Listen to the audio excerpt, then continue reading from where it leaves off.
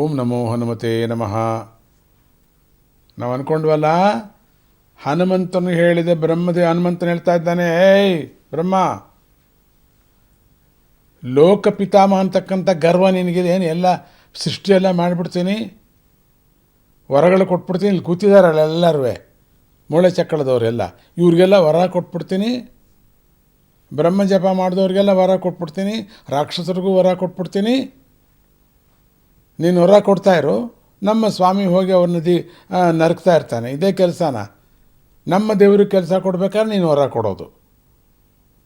ಇದು ಮಧ್ಯದಲ್ಲಿ ಆ ರಾಕ್ಷಸರು ಒದ್ದಾಡ್ಕೊಳ್ಳೋದಲ್ಲಿ. ಅದ್ರ ಬದಲು ಒಂದೇ ವರ ಕೊಟ್ಬಿಡ್ಬೋದಾಗಿತ್ತು ನೀನೇ ರಾಕ್ಷಸರಿಗೆ. ಜೀವನ್ ಮುಕ್ತಿ ವರ ಕೊಟ್ಬಿಟ್ಟಿದ್ರೆ ಆಗಿತ್ತು. ನಿನ್ಗೆ ಅದಿತ್ತು. ನಿನಗೆ ಅವರು ವರ ಆ ಥರ ಕೇಳಿದರೆ ನೀನು ಬೇರೆ ಥರ ವರವನ್ನು ಅವ್ರಿಗೆ ಬದಲಾಯಿಸ್ಬೋದಾಗಿತ್ತು. ನೀನು ಬುದ್ಧಿಯಲ್ಲಿ ಪ್ರಚೋದಕ ಅಂತೀಯ, ನೀನು ಒಳಗಡೆನೆ ಕೂತ್ಕೊಂಡು ಪ್ರಚೋದಯಾತ್ ಅಂತೀಯ. ಏನು ನೀನು ತಮೋ ಗುಣದವ್ರನ್ನ ನೀನು ಬದಲಾಯಿಸೋಕ್ಕಾಗಲ್ವಾ? ರಜೋಗುಣದವ್ರನ್ನ ಬದಲಾಯಿಸೋಕ್ಕಾಗೋದಿಲ್ವಾ? ನಿಂದು ಸತ್ಯಲೋಕ ಅಂತೀಯ, ಸತ್ವಗುಣಕ್ಕೆ ಅವ್ರನ್ನೆಲ್ಲ ನೀನು ತರೋಕ್ಕಾಗ್ತಾ ಇರಲಿಲ್ವಾ? ಅಂಥದ್ದು ನೀನು ಎಲ್ಲ ನಿನಗೆ ಗೊತ್ತಿರ್ತಕ್ಕಂಥದ್ದು. ಇಲ್ಲಿ ನೋಡಪ್ಪ, ಇಲ್ಲಿ ಲಕ್ಷಾಂತರ ಜನ ಕೂತಿದ್ದಾರೆ, ಮಹರ್ಷಿಗಳೆಲ್ಲ ಧ್ಯಾನ ಮಾಡ್ತಿದ್ದಾರಂತೆ. ನನ್ನ ಶಬ್ದ ಕೇಳ್ಬಿಟ್ಟು ಎದ್ಬಿಡೋದ ಇವರು ಎಂಥ ಬ್ರಹ್ಮಧ್ಯಾನ ಮಾಡ್ತಿದ್ದಾರೆ? ನನಗೆ ಅರ್ಥ ಆಗ್ತಿಲ್ಲ.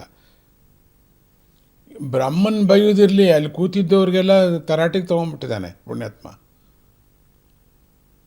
ಅವರೆಲ್ಲ ಅಪ್ಪ ನೀವೆಲ್ಲ ಕಂಡುಬಿಟ್ಟು ನೋಡ್ರಪ್ಪ ಅಂತ ಎಲ್ಲರೂ ಒಬ್ರಿಗೊಬ್ಬರು ಏನೋ ಗಲಾಟೆ ನಡೀತಿದೆ. ಸಿಕ್ಕಾಪಟ್ಟೆ ದೊಡ್ಡ ಪರ್ವತ ಇದೆ, 2 ಪರ್ವತಗಳು ಕದಲ್ತಾ ಇದೆ, 2 ಕಾಲುಗಳು, 2 ಪರ್ವತಗಳು ಕದಲ್ತಿದೆ. ಅದ್ಯಾವುದೋ ಇನ್ನೊಂದು ದೊಡ್ಡ ಪರ್ವತಾಕಾರವಾಗಿ ಸುತ್ಕೊಂಡು ಅಂದರೆ ಬಾಲ, ಅದು ಸುತ್ಕೊಂಡು ಬಂದ್ಬಿಟ್ಟಿದೆ. ಏನು ಶರೀರವೆಲ್ಲ ದೊಡ್ಡ ಕಾಡು, ಏನು ಕಾಡುಗಳು ನಡ್ಕೊಂಬಂದ್ಬಿಟ್ಟಿದ್ವಿ ಏನೋ ಅಂತ. ಎಲ್ಲ 14 ಲೋಕಗಳ ಕಾಡೆಲ್ಲ ಅಲ್ಲೇ ಬಂದಂಗಿತ್ತು. ಅದಕ್ಕೆ ಇವ್ರು ಹೆದರ್ಬಿಟ್ರು. ಬ್ರಹ್ಮಲೋಕದಲ್ಲಿದ್ದೀವ, ಯಾವುದಾದ್ರು ಅರಣ್ಯದಲ್ಲಿದ್ದೀವ ನಾವು ಅಂತ. ಏನು ನಡೆಯಿತೋ ಶಬ್ದ ಮಾತ್ರ ವಿಪರೀತ ದೊಡ್ಡ ಶಬ್ದ, ಕಿವಿಗಳಿಗೆ ಹೊಟ್ಟೋಗಿವೆ, ಎಲ್ರಿಗೂ ಕಿವಿಡ್ರಾಗ್ಬಿಟ್ಟಿದ್ದಾರೆ ಎಲ್ಲ. ಇನ್ನು ಆ ದೃಶ್ಯ ಕಣ್ಬಿಟ್ಟು ನೋಡ್ತಾರೆ, ಕಣ್ಣು ಹೋಗೋ ಪರಿಸ್ಥಿತಿ. ಅಷ್ಟು ತೇಜಸ್ನಾಗಿದ್ದಾನೆ. ಕಿವಿ ಹೋಯ್ತು, ಕಣ್ಣು ಹೋಯ್ತು, ವೈಪರೀತ ಶಬ್ದಕ್ಕೆ ಗಾಳಿನೂ ಹೋಗ್ತಾ ಇದೆ, ಗೊತ್ತಾಗ್ತಿಲ್ಲ ಅವ್ರಿಗೆ. ಏನು ನೀನು ಲೋಕ ಪಿತಾಮಹ ಅಂತಕ್ಕಂಥ ನಿನಗೆ ದುರಹಂಕಾರ, ನಿನಗೆಲ್ಲ ಎಲ್ಲರಿಗೂ ನೀನು ತಂದೆಗೆ ತಂದೆ ಅನ್ಕೊಂಬಿಟ್ಟಿದ್ಯಾ ನೀನು. ನಿನಗೆ ಇನ್ನೊಬ್ಬ ತಂದೆ ಇದ್ದಾನೆ, ಅದು ಜ್ಞಾಪಕ ಇಟ್ಕೋ. ಅವನಿಗೆ ಇನ್ನೊಬ್ಬ ತಂದೆ ಇದ್ದಾನೆ, ಅದು ಇರಲಿ. ಸಿಕ್ಕಾಪಟ್ಟೆ ಹೋಗುತ್ತೆ ಈ ಸಂಬಂಧ. ನೀನೊಬ್ಬನೇ ಅಲ್ಲ, ಗರ್ವದಿಂದ ರಾಮಾಜ್ಞಾನ ಧಿಕ್ಕರಿಸ್ತಾ ಇದೆಯಾ ನೀನು. ರಾಮ ಅಂದರೆ ಗೊತ್ತಲ್ಲ ನಿನಗೆ ಯಾರು ಅಂತ. ಅದಕ್ಕೆ ನೀನು ತಕ್ಕ ಶಿಕ್ಷಣ ಅನುಭವಿಸ್ತೀಯ. ನೀನು ಅನುಭವಿಸಲೇಬೇಕು. ನೀನು ರಾಮನ ಆಜ್ಞೆ ಅಂದರೆ, ರಾಮ ಬಾಣ ಅಂದರೆ ನಿನಗೆ ಗೊತ್ತಿಲ್ಲ. ನಾನು ಇಲ್ಲಿ ನೇತ್ರ ಮಾತಾಡ್ತಾ ಇದ್ದಾಗಲೇ ಕೆಳಗಡೆಯಿಂದ ಬಾಣ ಬಂದ್ಬಿಡುತ್ತೆ ನಿನಗೆ. ರಾಮ ಬಾಣ. ರಾಮನೇನು ಬೇಕಾಗಿಲ್ಲ, ನಾನೇ ಹಾಕಿಬಿಡ್ತೀನಿ ನಿನಗೆ ಬಾಣನ ಅಷ್ಟೇ. ರಾಮನ ಹೆಸರು ಹೇಳ್ಕೊಂಡು ನಿನಗೆ ಬಾಣ ಹಾಕಿಬಿಡ್ತೀನಿ ನಾನು. ಶ್ರೀರಾಮ್ ಶ್ರೀರಾಮ್ ಶ್ರೀರಾಮ್. ರಾಮ ಆಜ್ಞೆ ಅಂದರೆ ನನಗೆ ಅಷ್ಟೇ, ನಾನು ಅದನ್ನು ನೆರವೇರಿಸಲೇಬೇಕು. ನನ್ನ ಸ್ವಾಮಿ ಆಜ್ಞೆ ಅದು. ನಾನು ಬ್ರಹ್ಮನ ಮುಖ ನೋಡೋಲ್ಲ, ಅವರ ಅಪ್ಪನ ಮುಖ ನೋಡೋಲ್ಲ, ನಾನು ಅಷ್ಟೇ. ಯಾರು ಅಡ್ಡಿ ಬಂದರೂ ಇಲ್ಲ, ಇಲ್ಲಿ ಕೂತಿದ್ದವರು ತಪಸ್ಸೆಲ್ಲ ಅಡ್ಡಿ ಬಂದರೂ ಏನೂ ಇಲ್ಲ, ತೊಂದರೆ ಇಲ್ಲ. ನನಗೆ ನಿಲ್ಲಿಸಿ ಹಾಕಿಬಿಡ್ತೀನಿ ನಾನು ನಿನ್ನ ಬ್ರಹ್ಮಲೋಕನ. ಅಂದರೆ ಇನ್ನೂ ಸ್ವಲ್ಪ ಹೆದರ್ಕೊಂಡಾಗ ಮಾಡ್ತಿದ್ದಾನೆ ಬ್ರಹ್ಮ. ಏನಾಗ್ಬಿಡ್ತೋ ಹಾಗೆ ಅಂತ ರಾಮಾಜ್ಞೆ ಅಂತಿದ್ದಾನೆ.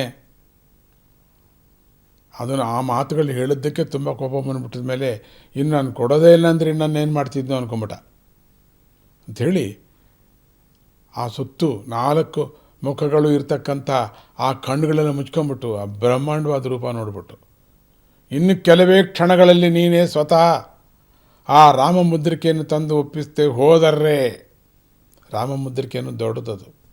ಯಾಕೆಂದರೆ ಆಂಜನೇಯ ಸ್ವಾಮಿನೇ ಲಂಕೆಗೆ ಹೋಗಿ ಸೀತಾಮಾತೆಗೆ ಕೊಟ್ಟು ಅದನ್ನು ದವಡೆಯಲ್ಲಿ ಇಟ್ಕೊಂಡಿದ್ದ ಅಂತ ಹೇಳ್ತಾರೆ. ತುಂಬ ಸ್ವಾರಸ್ಯವಾದ ಕಥೆ ಆ ಸಂದರ್ಭದಲ್ಲದು. ಆ ದವಡೆಯಲ್ಲಿ ಇಟ್ಕೊಂಡಿದ್ದ ಅಂತ. ದವಡೆಯಲ್ಲಿ ಅದಕ್ಕೇನೆ ದವಡೆಯಲ್ಲಿ ಸಮಸ್ತ ಲೋಕವನ್ನೇ ಇಟ್ಕೊಳ್ತಕ್ಕಂಥ ಚಿಕ್ಕ ಚಿಕ್ಕ ಕಪ್ಪಿಗಳೇ ನಾವು 10-20 ಹಣ್ಣುಗಳು ಇಟ್ಕೊಂಡ್ಬಿಡುತ್ತವೆ. ಅದರಲ್ಲಿ ಆಂಜನೇಯ ಕೇಳಬೇಕಾ, 2 ಲೋಕನೇ ಇಟ್ಕೊಂಡ್ಬಿಟ್ಟಾನು ದವಡೆ ಒಳಗೆ. ಬ್ರಹ್ಮ ತಾನೇ ಅವನು. ಆ ದವಡೆಯಲ್ಲಿ ಇಟ್ಕೊಂಡು ಹೋಗ್ಬಿಟ್ಟು ಆ ರಾಮಮುದ್ರಿಕೆಯನ್ನು ತೊಗೊಂಡು ಹೋಗಿ ವಾಪಸ್ ಕೊಟ್ಟು ಮತ್ತು ಆ ಚೂಡಾಮಣಿನ ತೊಗೊಂಡ್ರೆ ನಿಮ್ಗೆ ಗೊತ್ತಲ್ಲ, ಹಾರಿ ಹಾರಿ ಹಾರಿ ಬರ್ತಕ್ಕಂಥ ರಾಮಮುದ್ರಿಕೆ ಅಂದರೆ ಏನು ಅಂದ್ಕೊಂಡಿದ್ದೀರಿ ನೀವು?